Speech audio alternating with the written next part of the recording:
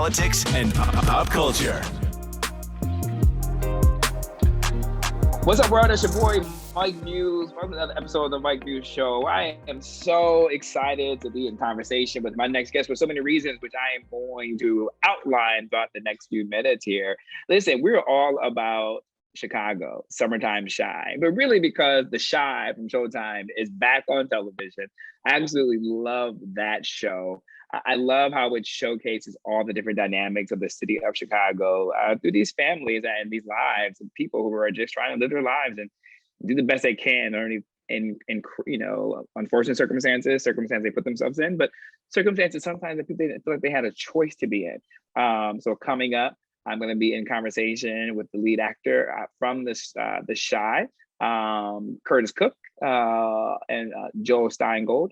We're really going to talk about The Chi and what it means in the movie and the TV series and the whole nine. So we're going to have a good time. But I wanted to lay the foundation of what's happening politically in Chicago and politically in the state of Illinois. So much is happening in the state of Illinois. Always we hear about the gun shootings that is happening. We've seen the Mayor Lightfoot on many news conferences, not only talking about the challenges they're having with the gun violence, but also the challenges they were experiencing with COVID. As we know, Summertime Shy, as Kanye says, it's nothing like Chicago in the summer. But now, what are we facing this summer? What is Chicago facing? And legislatively, what can be done to ensure that these kids are back in school, K through 12, to make sure that the gun violence has been quelled, if at all possible? Like, how is that possible? You know, on my shows, I always talk about the gun violence that's happening, and it's really due with interesting terms of how Illinois is positioned. I always say we want a gun reform, but Illinois is a Democratic state. It's surrounded by Republican states who truly believe in the Second Amendment and don't want any gun reform. They don't want nobody touching the Second Amendment. But as a result, these guns are able to be exchanged freely within the state of Indiana, and they're able to get moved into Illinois and Chicago very easy and frequently. And so for me, if you talk about gun reform and gun change, it has to really start within the red states that are surrounding the state of Illinois. That's a cohesive and a collective conversation.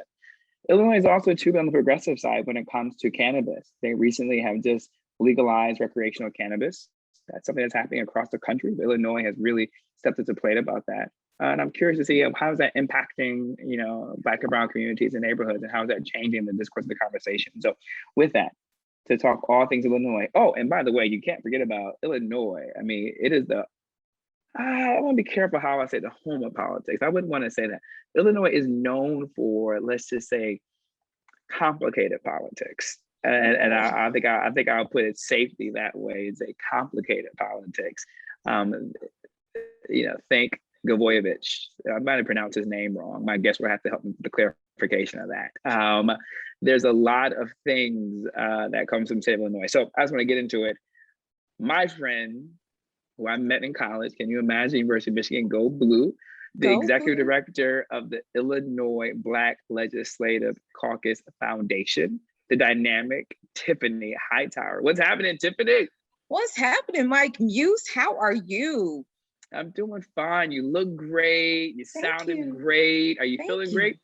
I am feeling awesome. It's all cool, and a lot of the topics that you brought up, I'm really interested to kind of delve into a little bit, or a lot of bit, or whatever the time permits us. I'm just really excited to be here with you. Did I frame all that's happening in Illinois properly? And particularly, I wanted to start. Let's just start with the guns and the narrative of the gun violence that's happening in Chicago. But really, when we talk about guns and the gun violence, we have to be able to talk about gun reform and what that look like and how the guns got there in the first place. So I'm always talk about it from that kind of conversation. And I'm just curious to know your thoughts of how I frame that with Illinois being surrounded by states that are very pro-gun legislation. But here's the rub, and of course, I only go so far being, the ED of a non-for-profit, right, a 501c3. But when you look at the dynamic of Illinois actually, I call it a purple state, because when you mix red and blue, you get purple. You've got hot pockets of blue, right? Cook County is blue, right? And that Cook County incorporates Chicago, right? Then you've got some blue areas downstate. And then usually when you circle a university in Illinois, that area is blue. So for example, U of I is in Champaign, that area is blue, right? But then surrounding that, and when you get further south in these areas, you find that the areas in Chicago are actually very red, right? They're the two largest voting blocks for that make Illinois a blue state would be Cook County, and it would be Madison County and St. Clair County, which is further downstate, closer to St. Louis, right? So it's just very intriguing when, like, we're not necessarily surrounded by red. We're not only surrounded by red states, we are surrounded by red cities and counties within the state of Illinois. So that is where that dynamic is interesting. That reminds me of the state of New York. That the New York City is a very democratic city when you combine the 5 boroughs: Manhattan, Brooklyn, Bronx, Staten Island, and Queens. But as you go outside of New York City, the state, it becomes really red, and a lot of rural aspect of it. So what you're saying is that Illinois shares the same kind of model, in particular when it comes to Chicago. And it sounds like even in the counties that surrounding Chicago, and even within, there is some red there. And audience, I apologize if you're watching. We're both getting flushed out by the sun here, so the skylight is coming in pretty strong here. So I do apologize for being so translucent. But yeah, you look good. You look good. To the lighting, but that is what's happening right now. But so Tiffany, talk to me then a little bit more about, because you just laid out the challenging and complicated dynamic of red versus blue, right? And you're here nonpartisan. Our show is nonpartisan. But they're traditionally, Democrats want gun reform and gun legislation. Republicans traditionally don't want anything to be done to guns. Don't touch it, any stretch of imagination. So talk to us then about, because you guys are always in a narrative like, what about Chicago? You know, what are we gonna do about the gun violence in Chicago? Talk to me a little bit about the dynamics and the challenges that come, in particular within like those states of Indiana. So I think the reality is, there was this notion about gun trains, guns being imported in on trains and then finding themselves in communities that are heavily populated with African-American youth.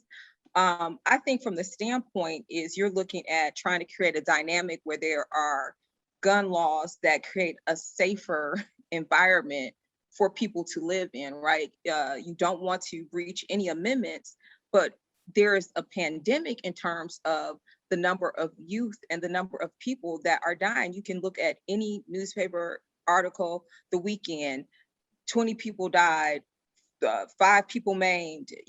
It's a horrible dynamic, but when you're trying to weigh it out, how do you preserve people's rights to carry, right? But also people's right to live. And I think that is the argument that people are trying to figure out. I mean, I don't have all of the answers. I started a little bit of my career in violence reduction, and these would be the strategies that we would always talk about. How can you keep guns off the street? Like it is starting so much younger now too. I mean, you mentioned we went to college, right? And so I need everybody to understand that both Mike and I are only 25, but that part right there, right? Very Gen Z. Very Gen Z. Very.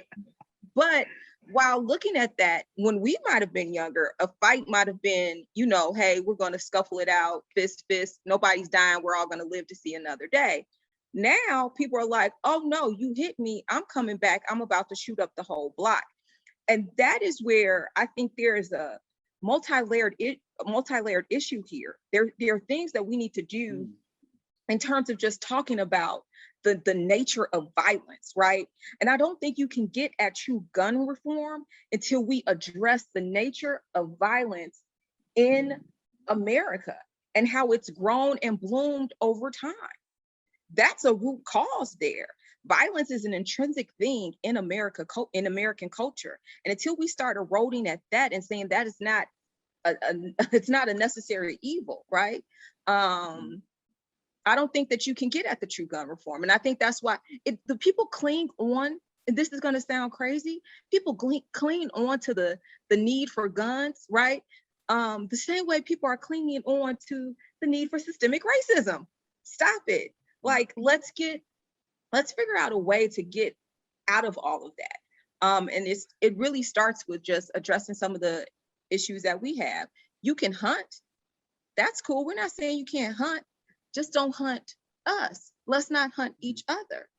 And I don't know why you would need a semi-automatic to be hitting the streets.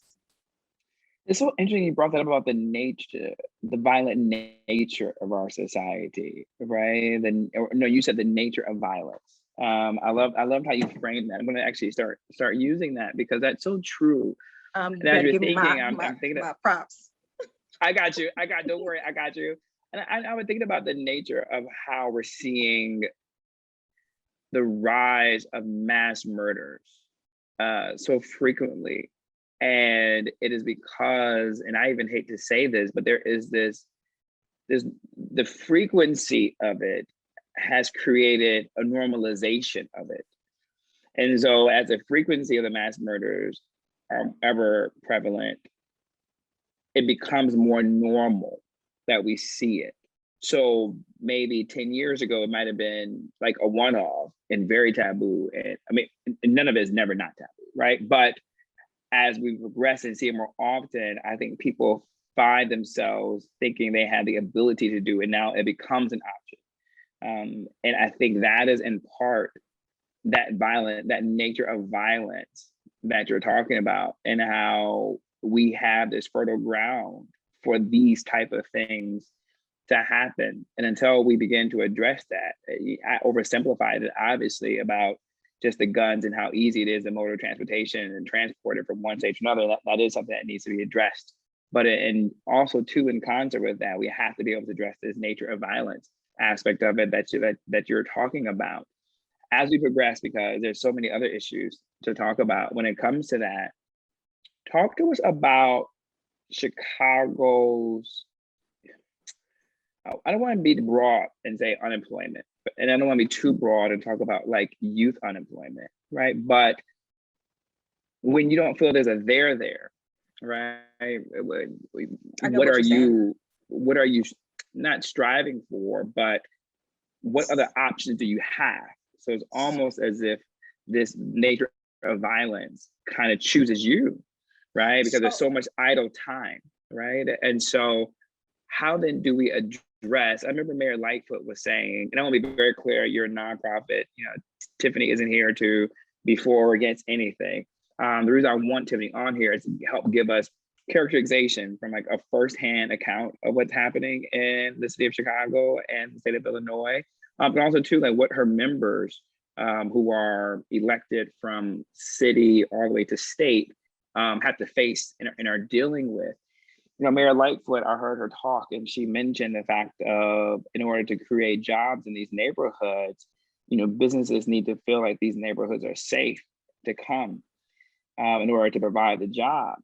But the reason why these neighborhoods aren't safe and there's so much unrest is because people aren't working. There's no hope. So it becomes this chicken or egg thing. So how are you, Tiffany, executive director, how are you guys as a legislative body or caucus, thinking through that dynamic of this chicken or egg dynamic? So you spoke of the numbness that we have to it all, right? And what I'm calling it, and I've been calling it for a long time, there's an epidemic of hopelessness, right? Like it is almost like a disease. And I can't speak to you from a caucus perspective, but I can tell you some of the things that the foundation has been doing to address this what I've been calling the need for a stronger economic ecosystem. If we don't realize that everything is interconnected from our youth to our seniors, and how it all moves in a circle to keep us all employed, right? And to keep us all being able to enjoy a quality of life, right? That speaks to pay equity, that speaks to access, that speaks to access to these opportunities, that speaks to parity, all the things, right? If we don't get at that, then you continue to feed this epidemic of hopelessness to the point that it is a pandemic. If I'm deciding whether I am able to buy a textbook for my child or put food on the table or put shoes on the feet. And my child is seeing these struggles, right? And recognizes on the other end, there's some easier ways to make some gains, to have access to some of the nice things that you want, then that it becomes a very salacious journey instead of another journey that has not been traveled yet, right? So when you look at it, one of the things that we did from a foundation standpoint, especially when COVID hit, we went and partnered with our statewide urban leagues, right? Because we know that there are a lot of small businesses around that were gravely impacted by COVID, small Black businesses that either had to shut down. And if you look at it, these small Black businesses are the businesses that fund 4 to 6 families, maybe in the local community.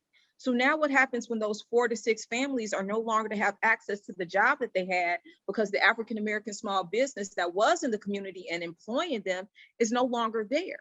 And that is something that is happening all over. So we were looking at creating a triage center, like an emergency employment triage center to help Black businesses, one, rebuild capacity and re-up themselves to be back in the game, because without them, our communities in our neighborhoods just continue to increase this vicious cycle and continue to feed this epidemic of hopelessness. It is a disease.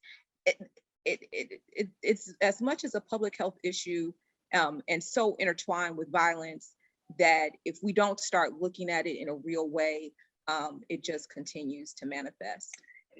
Audience, if you hear me as being a little bit more somber than normal, I mean, it's out the gate, Tiffany, you kind of have created like this water thrown in my face, sobering moment dynamics of Chicago, like in Illinois as a whole. What you just talked about, I wasn't even thinking. We talk about this pandemic and effectively, and I talk about small business all the time, but sometimes we forget just how small a small business really is and how small a small business really has an impact on a community on a small level, but still meaningful. So a small business, 4 family system. You talk about the 4 families, that hit me. That made it so granular and so real and so sombering to think about those 4 families who are employed by that store, that convenience store, that diner, that dry cleaner, whatever the case may be. Let me just be straight up with you, Tiffany. I mean, because everything you're talking about, the ecosystem, nature of violence, the trauma, the pandemic, and cheers you guys for being so solution oriented by creating that triage. I think that's brilliant. Transparency, I often kind of have the off the cuff conversation with one of my really close friends, and we love to talk back and forth about policy and politics and all that kind of good stuff. And I just said, I don't know what can be done in Chicago. I mean, I don't know. I don't know how you even fix the stuff that's happening in Chicago. And that's before I even talked to you just now. And then to hear you talk about all the other layers and dynamics and challenges that are happening. Are these solvable, Tiffany? Right? I know in your role as executive director, yes, you're going to say yes. I know as your role as the head of the foundation for those individuals who are in elected offices are always going to say yes. So that's a really bad question to ask you. But do you ever feel a sense of helplessness, right? Like, so no, I feel sometimes a sense of being overwhelmed, right? But I am a solution-oriented person. So the reality is there is a solution. My issue is the only way to get at this, right? And this is me tapping into some of my public health brain every once in a while, is that we have to stop putting Band-Aids on problems that can be solved, right?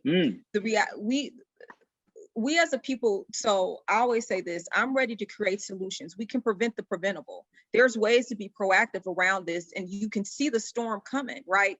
And if you can do the things before the storm comes, then the storm never comes. But if you're watching and steadily watching this continue to erode and erode and erode and erode, you can't be surprised when the dam breaks. But when the dam breaks, we can't put a Band-Aid on it and think that that's going to fix the situation. We've got to cauterize the issue.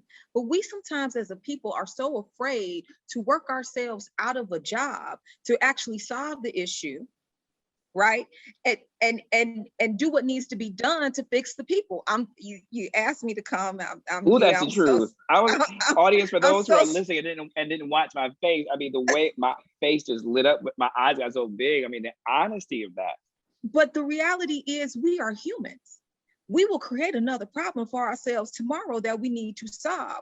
So let's go ahead and regain the value that we had on life and fix this problem right now. Because we're not only losing ourselves and losing our humanity, we're losing the generation that's coming after us. We're losing the next Obama, right? We're But do you losing the feel, next Tiffany, and W.E.B. Du Bois. yeah, and I want to show what Tiffany is alluding to, and I talk about this all the time, and let's use a very an example that's so public facing right now is Israel and Palestine and this narrative of a two-state solution, right? I often say that, and Tiffany, don't insert yourself on this one. I often say that I don't know if we'll ever get to a two-state solution because there's too many micro economies that are being created for this idea of trying to find the solution. And so because employment and companies and lobbyist groups and nonprofits and consulting groups and think tanks on both sides have created a microeconomy that is sustaining lifestyles and paying rent and mortgage, I don't know if we ever will get to that solution because there's so much money to be had in trying to find the solution. To what Tiffany just pointed out, and in terms of you can solution yourself out of a job, right? And so that's what you're talking about, Tiffany, when it comes down to what's happening to Illinois, in particular within Chicago, is sometimes all these solutions that are being created, I feel like maybe people just do enough, but to make sure that nothing really actually gets solved. Is that fair to say? Is that a fair assessment of it? Is that part of the frustration? Is that part of? So I think there are some people actually solving the problems. So this goes to also back to community. CBOs that actually are on the ground in the community, the people that folks trust to actually help them work out of their problems, are never given the funding to build the capacity to be the vetted entity in that community. They keep, right? They instead of doing that, they'll give it to another pass-through that doesn't have the same access that our people might have on the ground in the community with the people, right? And instead of helping that CBO, that small CBO, just like the small business, say what CBO is, not every a community-based organization. Mm-hmm. Instead of helping that small CBO build capacity, because they're the trusted entity in the neighborhood, right? That's who Tyreek is going to when he got a gun, right? That's who he's going to. He's going to talk to that person first. He's not going there. And because he trusts that person might be able to talk him out of doing something that he will regret for the rest of his life. And so instead of building the capacity of organizations like that, it's the same with the small businesses that are feeding the 46 families in the neighborhood. Instead of doing those things, right? Like, I think that is a critical thing that we need to look at. We need to figure out how to make sure that we are sharing the wealth and building everybody up and realizing who the trusted entity is, right? Like in your even sometimes in family dynamics, right? Somebody's either gonna go to mama or daddy, right? Right. Mm-hmm. If you know that the people in the neighborhood is gonna go to mama, why do you keep giving the money to daddy? That's so good. That is so good. Tiffany, let me tell you, you have found the perfect way for us to end this conversation, and you are making me feel more hopeful than I was. Well, you took me through a way of emotions. I was feeling, I don't know, I think there are solutions. Chicago's complicated. To feeling, yep, there's nothing that can be done. To now more of a positive uptick that there could be something there. And I think what this conversation has highlighted is for our audience to understand why Chicago is in the predicament that it's in. I think you did a really great job of outlining that. I love the mom and dad analogy. I thought you made it really plain with that, because oftentimes money goes to like the shiny objects, the shiny organizations, but the shiny organizations aren't aren't the trusted entities within the communities. And I think that is something we need to be highlighting more of for as part of the Be Solution, to make sure we are highlighting, amplifying the community-based organizations to make sure they're funded so they can be the solution oriented. So with that being said, ladies and gentlemen, as you listen across the country, if you care, not just about Chicago, but about your own dynamics and your own communities, make sure you find community-based organizations, small nonprofits that you can help fund and donate to. Because Tiffany we'll just take made a donation too. Yeah. We'll take a donation too. We'll take a give out donation. give out your website No address too. problem. Mike, I'm so thankful that you had me, and I hope I took you through a wave of emotion, just like when we used to ballroom dance back at at Michigan. Hey. Yeah. No, so you can definitely reach the Illinois Legislative Black Caucus Foundation at info@ilbcf.org, or you can go on our website, which is www.ilbcf.org. Follow us on Facebook, Twitter, and Instagram. Love to have you. And you can catch up on what the Caucus Foundation is doing. It's really great because for me, my audience want to love a good solution. I think that is a solution. Let's focus on more community-based organizations that are doing the work. Ladies and gentlemen, stay right there, because on the other side, we're going to bring Chicago to life through film, through narrative, through pop culture, through television, with the show The Chi. So stay right there and we'll talk to the actors on the other side. Be right back.